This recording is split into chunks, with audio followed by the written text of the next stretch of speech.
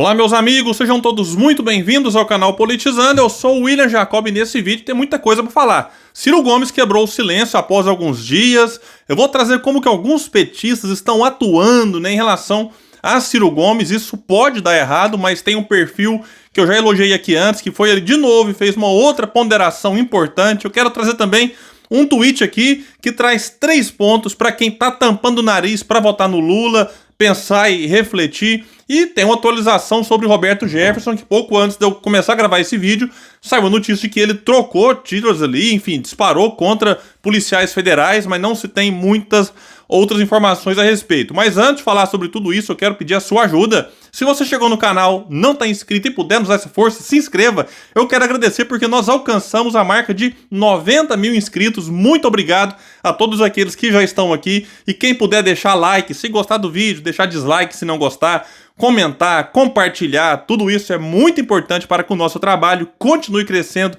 e chegando em mais pessoas. Pessoal, matéria do Globo de ontem. Ciro quebra silêncio no segundo turno para defender Carmen Lúcia de ataques de Roberto Jefferson. O ex-candidato à presidência pelo PDT, Ciro Gomes, quebrou o silêncio que tem mantido durante o segundo turno para defender a ministra do STF e do TSE, Carmen Lúcia, dos ataques que a magistrada recebeu do ex-deputado federal Roberto Jefferson. O ex-parlamentar, que está em prisão domiciliar e proibido de usar as redes sociais, gravou um vídeo xingando a ministra. Eu assisti o vídeo, é ruim até de assistir, eu não vou nem colocar aqui pra vocês, mas enfim, não é tão difícil de achar, é lamentável, é assim, repudiar é o mínimo. Então quando eu vi aquilo, eu falei, não é possível, o cidadão tá em prisão domiciliar. Enfim, aí grava um vídeo, a filha dele compartilhou esse vídeo nas redes sociais, lembrando que ele foi preso lá atrás, num mensalão do PT, e agora foi preso por defender demais Bolsonaro, atacar o STF, enfim. A gente vê como que tem algumas pessoas que realmente fazem alguns movimentos muito estranhos. Vai continuar a matéria dizendo que Carmen Lúcia tem sido alvo de ataques por seu voto a favor da decisão do TSE de punir a emissora Jovem Pan por entender que não há isonomia no tratamento que a empresa dá aos dois candidatos à presidência, Bolsonaro e Lula. Pelo Twitter, então, Ciro disse: minha solidariedade à ministra Carmen Lúcia, do STF, vítima de ataques absurdos e criminosos, e que as instituições brasileiras apurem e punam seus autores. Então, saiu uma notícia, insisto, pouco antes, parei para gravar esse vídeo, 1h18, e poucos minutos antes saiu aqui então notícia do Metrópolis. Urgente, Roberto Jefferson troca tiros com a Polícia Federal e agente é baleado, e prometeu voltar com novas informações em breve, mas por enquanto o que se tem é isso aqui. Voltando ao Ciro, vai destacar a matéria que essa foi a segunda vez que o pedetista se manifesta desde o fim do primeiro turno.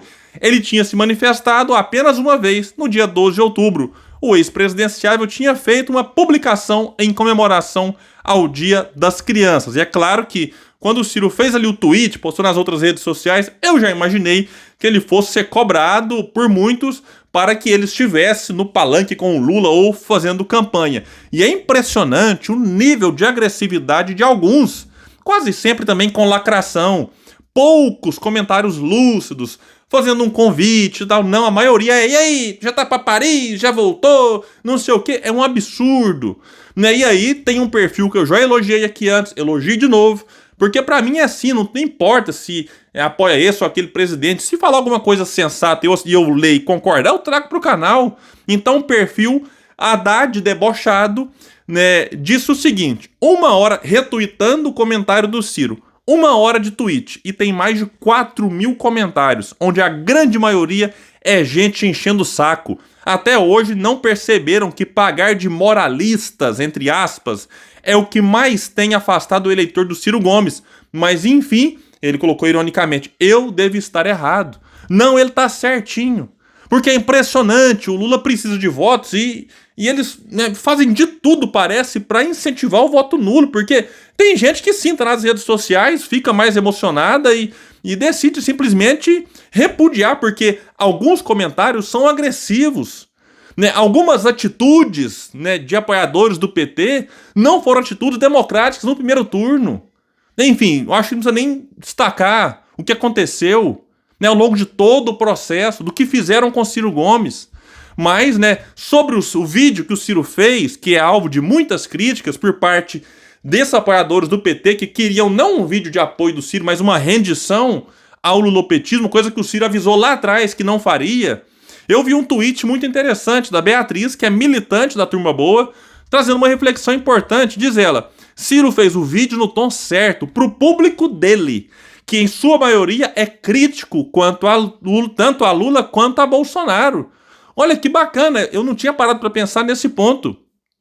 Porque o Ciro não tem que fazer um vídeo para quem já é lulista. Tem que fazer um vídeo para quem é, assim como ele, crítico dos dois. Então, né, o Ciro fez um vídeo lá dizendo que, apesar, né, trazendo algumas lamentações, é claro, eu também lamento, né, decidiu acompanhar a decisão do partido. Que é o quê? Tá aí o Carlos Lupe e vários outros nomes do partido subindo em palanque com o Lula fazendo. Eu não quero aqui nem criticar o comportamento, né? Faz o que quiser cada um, o Ciro não quer fazer. Deixou isso claro muito antes de ter o segundo turno. Aí faz um vídeo, repito o que a Beatriz disse, pro público dele. Pro público dele. Tem muita gente tampando o nariz e indo votar no Lula. Agora, tem uns mais empolgados, ok, cada um, repito, faz o que bem entender, o que quiser. Voltando ao tweet da Beatriz, ela diz o seguinte: Tebet não tá fazendo campanha para quem votou nela em prol de Lula, tá fazendo campanha para quem votou em Lula em prol dela. Tanto é que, se a gente observar aí as pesquisas, em algumas, a Quest, por exemplo, o Ciro transfere 41% dos votos dele pro Lula, a Simone Tebet 19%. Ou seja, né, a Tebet está fazendo campanha para quem votou no Lula olhar para ela e idolatrar. E tem gente já chamando mãe Simone Tebet, porque chamam o Lula de pai, né? O pai tá o pai tá não sei o quê. Aí a Simone Tebet agora, para essa turma, virou a mãe. Né, eu quero só fazer um alerta. Respeita a Simone Tebet, ok. Né, já disse aqui várias vezes no primeiro turno ainda. Mas ela tem pensamentos na economia, sobretudo, muito diferentes daquilo que muitos petistas, né, defendem, apesar, né, de que o Lula, né, como herdeiro do Banco Central, se assemelha bastante ao que a própria Simone Tebet pensa. Mas só lembrando aqui um detalhe que o Noblar, um jornalista, para mim, enfim, passou do ponto para defender o Lula no primeiro turno, agora no segundo, mas ele, então, sim, ele é alguém que, se ele pode ser suspeito de algo, é de estar ao lado do Lula. Mas ele, no primeiro turno, alertou. Simone Tebet votou no Senado alinhada com o governo Bolsonaro em 85% das ocasiões. E ele destaca dados do Congresso em Foco. Eu quero aqui lembrar de algumas votações neste governo e no anterior. Ela foi a favor da reforma da Previdência, da trabalhista no governo Temer, do teto de gastos, do impeachment da Dilma, da autonomia do Banco Central agora neste governo. Agora é bom destacar aquilo que ela votou certo, eu sou justo. Ela votou contra a privatização da Eletrobras e dos Correios. Nesse aspecto eu concordo com ela e discordo em relação aos outros. E aqui eu quero trazer agora um tweet do Gustavo Castañón, alguém que tem 1000 críticas ao Lula e ao PT, mas, né, que pode fazer sentido para alguns do que ele postou, já que ele disse que vai acompanhar a decisão do partido, ele que é filiado ao PDT.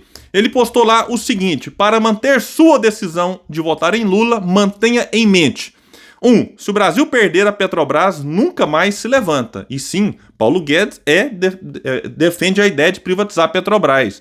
E assim, o ponto da Petrobras é importante, porque apesar do Meirelles, seu nome cotado para ser ministro no eventual governo Lula, e ser simpático também a ideia de privatizar a Petrobras, eu acho que a maioria do governo seria contra. Mas aqui é eu acho mesmo, porque não se sabe qual que é o plano, qual que é o pacote que virá, que o Lula disse que só vai discutir modelo econômico depois que ganhar as eleições. Ele disse isso, eu critiquei, continuo criticando.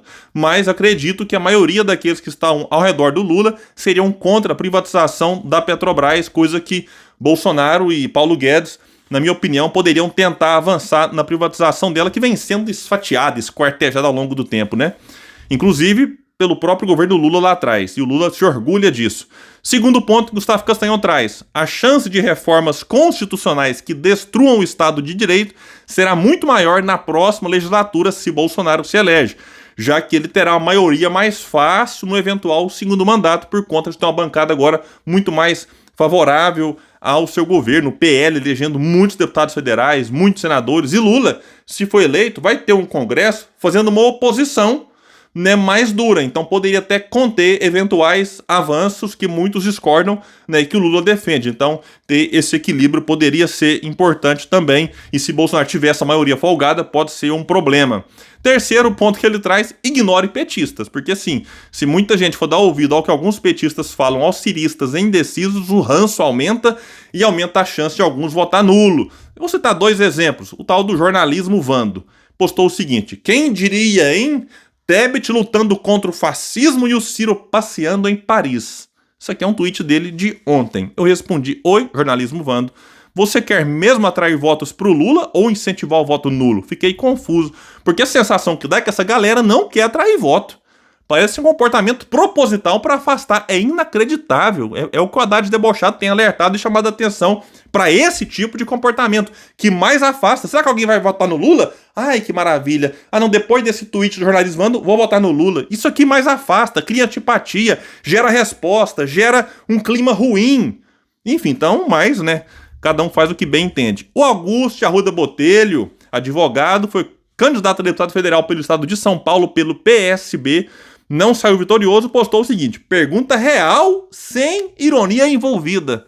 O Ciro tem participado de alguma atividade política?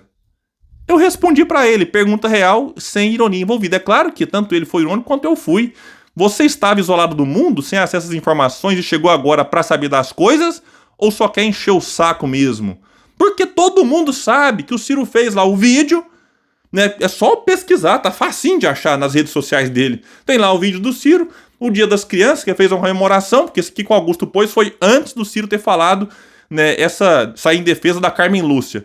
Não tem mais. Então ele sabe disso, mas vai só pra encher o saco, pra lacrar na internet. E tem um detalhe aqui que muitos, né, talvez não saibam, matéria do UOL. O advogado Augusto de Arruda Botelho, que se apresenta como de esquerda, progressista, advogado criminalista e candidato a deputado federal, né? Ainda era na ocasião, recebeu doação de R$300 mil do empresário e senador Luiz Oswaldo Pastore, ex-candidato ao Senado da Itália pela Liga Norte, partido de extrema-direita. Com essa informação, eu encerro esse meu vídeo aqui e se você puder, compartilhe. Vamos trazer mais pessoas para o canal Política Santo, porque aqui a gente luta por um Brasil melhor. Valeu, pessoal!